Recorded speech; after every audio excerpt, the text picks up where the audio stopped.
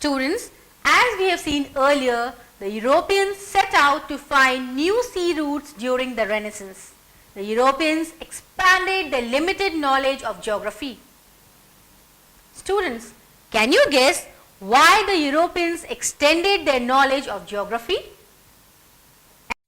The invention of compass and astrolabe, which helped in navigation in the seas, improvement in the conditions of ships, can be pointed as some of the reasons for the extension of limited knowledge of geography. Students, can you believe the sailors thought they would fall off the edge of the earth in case they went too far in the sea? Maps were designed for navigation. In addition, the Turks took control of Constantinople in 1453, which resulted in the closing of trade routes between the east and the west. These were all the conditions that led to the interest in geography and also paved the way for interest to explore new sea routes. The navigators from Portugal and Spain had an important role to play in the geographical explorations. A sea route to Western Africa was discovered by Prince Henry, a navigator of Portugal. Bartholomew Dias, another Portuguese navigator, sailed around the Cape of Good Hope at the southernmost tip of Africa. Vasco da Gama, another Portuguese sailor, sailed around Africa and reached Calicut in India in 1498. In addition to these sailors, Christopher Columbus decided to find a new route to the east.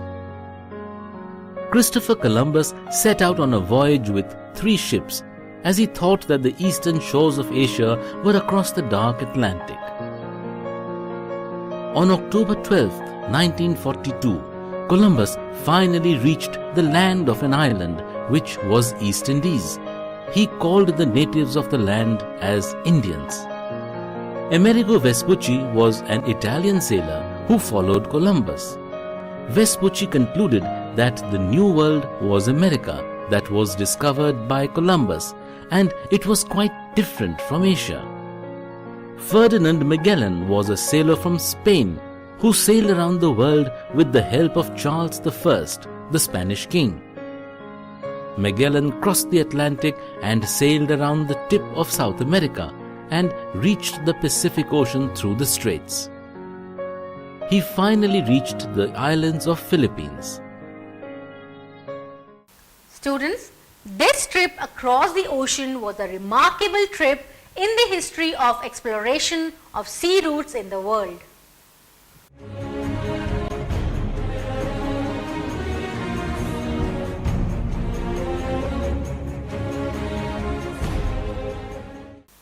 Students, from whatever you have learned about Renaissance and the changes that occurred in this period, can we term it as the birth of new era of ideas from Greek and Roman cultures? Can we say the 12th and the 13th centuries were a spell of darkness? Peter Burke, one of the recent writers, felt that Burchard exaggerated the contrast between 2 periods by terming it as Renaissance. Students, to make it clearer, the era of Renaissance was when there was a rebirth of Greek and Roman civilizations. The scholars and artists replaced the pre-Christian worldview. But both the versions were magnified. Religion played a very significant role in people's life, while scholars were familiar with Greek and Roman cultures in the before centuries. The terming of Renaissance as an age of dynamism and creativity and the Middle Ages as a period of darkness is very simple explanation. Students, many aspects of Renaissance in Italy seem to be connected to the 12th and 13th centuries. Also, there were historians who pointed out that such a literary and artistic rise was witnessed in France in the 9th century. Students, moreover, it was not just the classical civilization that helped in determining the cultural changes in Europe.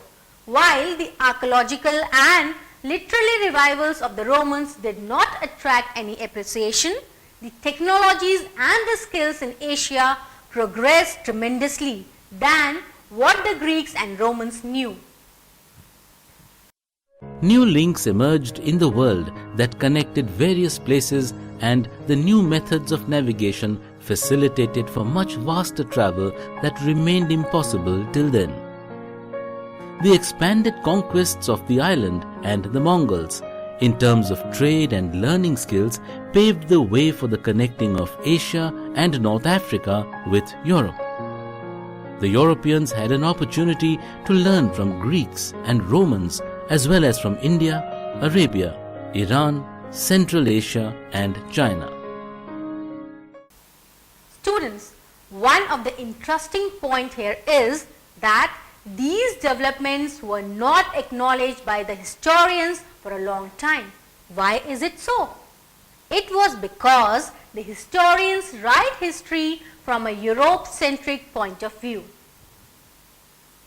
One major development that happened during this period was the separation of the public and private spheres of life. In the other words, the areas of government and formal religion which came under public sphere and the family and personal religion which came under private sphere got separated.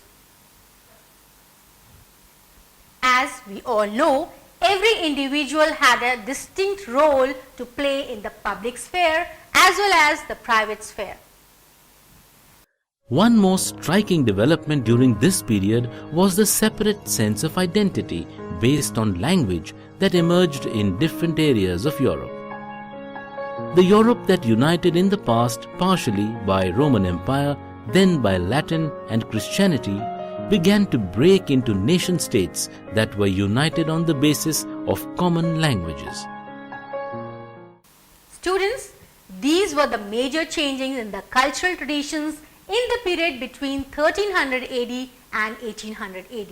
Also, here's an exercise for you. Try to make a list of various artists, sculptors, writers who have emerged during the period of Renaissance. Well student, I hope you enjoyed whatever has been taught in the class today. Do have a quick revision and see you in the next class. Bye.